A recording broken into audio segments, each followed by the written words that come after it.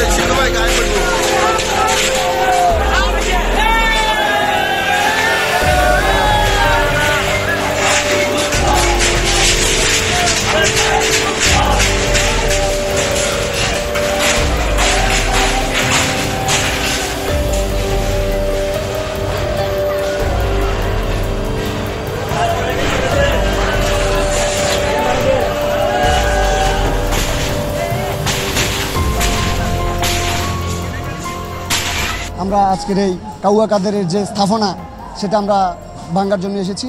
ওবায়দুল কাদের এমনকি তার ওয়াইফ মির্জা কাদের এবং তার ওয়াইফ সবাই তারা পলাতক রয়েছে, কিন্তু কে বা কারা তাদের বাড়িটি পুনঃসংস্কারের উদ্যোগ নিয়েছে এটা আমাদের জানা নাই। তো সেক্ষেত্রে আসি যারা এই ফ্যাসিস্টদেরকে সহযোগিতা করতেছে আমরা তাদের বিরুদ্ধে অ্যাকশনে যাব ইনশাল্লাহ।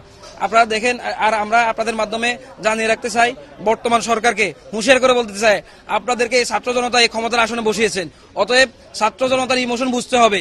আপনারা দেখেছেন বিগত সময়ে আওয়ামী ফ্যাসিস্টের যে নির্যাতন, এই নির্যাতন নিষ্পেষণ দেখেছেন, জুলাই গণহত্যা দেখেছেন, এই গণহত্যার বিচার দ্রুত কার্যকর সম্পন্ন করতে হবে।